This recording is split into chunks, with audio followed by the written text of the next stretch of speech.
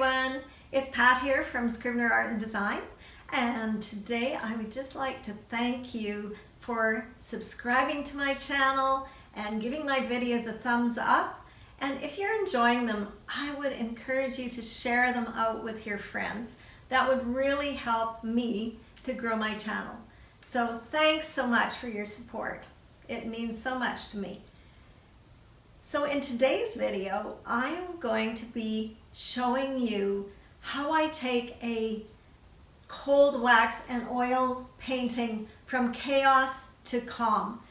I'm starting on one of these small panels from my morning meditation series, and I have put a bunch of disharmonious colors of paint on the background just by scraping off my leftover paint. This is often a way I work, and it's a way that I keep my waste down in my studio, use less paper towels, waste less paint, and as you know, if you're an artist, our supplies are expensive. So it also gives me something to respond to, so I can be very spontaneous and playful and not worry about anything, and then look at it and see how I can come in and turn it into something that's pleasing to the eye.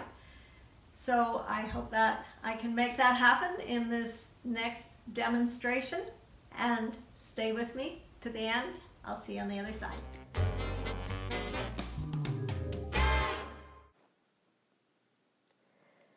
You can see the chaos in my background now. I have lots of different color in here from scraping, and I'm going to try unifying it. I've mixed up some soft blue with the phthalo blue and white, and it's picking up the underneath paint, which is still wet. So I'm going to try and blend that out and see how it goes, but I'm not liking it. So I'm going to scrape it off and do some blending so that when I put on a new layer, hopefully I won't pick up the wet paint and make mud. Bringing some dark up there. This is already looking more interesting. So back in with that lighter blue. And I'm using a fairly light touch here with my Messermeister. You want to make sure you're applying the paint, that you're not scraping it off. So you need to have your tool fairly flat when you're applying it so that you're putting it on. And I don't want to cover up every little bit of what's peeking through underneath. I want to leave some of that just to give it some interest. I'm going to bring that blue shade up into the sky, and my pink is still wet and it's blending it out. My sky is becoming more mauve,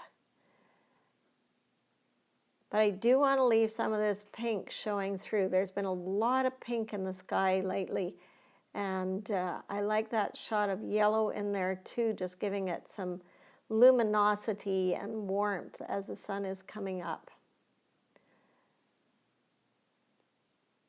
I'm not after a really rigid or definite horizon line, just the indication. Trying to keep things loose. And I want to push that sky back a little bit more than it is,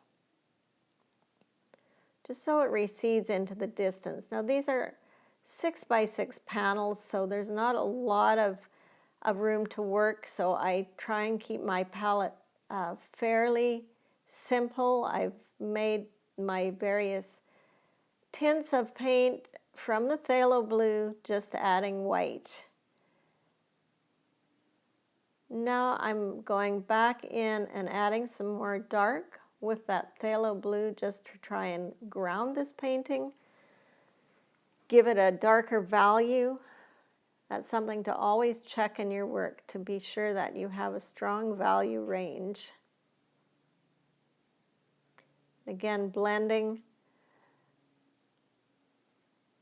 Using a bigger tool than is necessary is also a way to keep your work loose. Just doing a little bit of mark making back into it and pulling the paint around.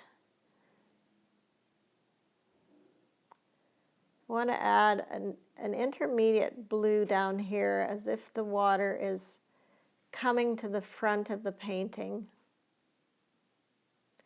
So I'm just doing these from my imagination, from what I gather when I'm out walking, and my view of the ocean when I take the stairs.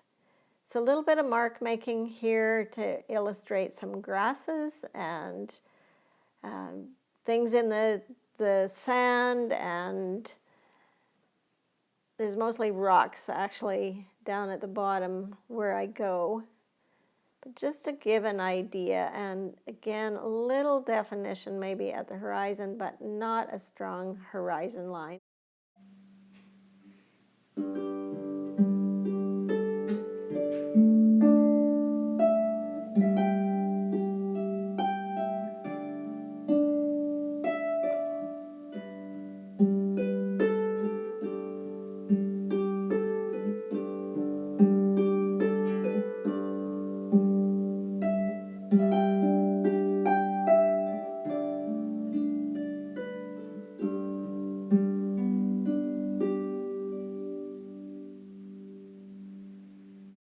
I hope you enjoyed that and it gave you some inspiration. So if you did, give it a thumbs up, subscribe to my channel, and share it out with your friends. Thanks so much for watching, and we'll see you real soon. Bye.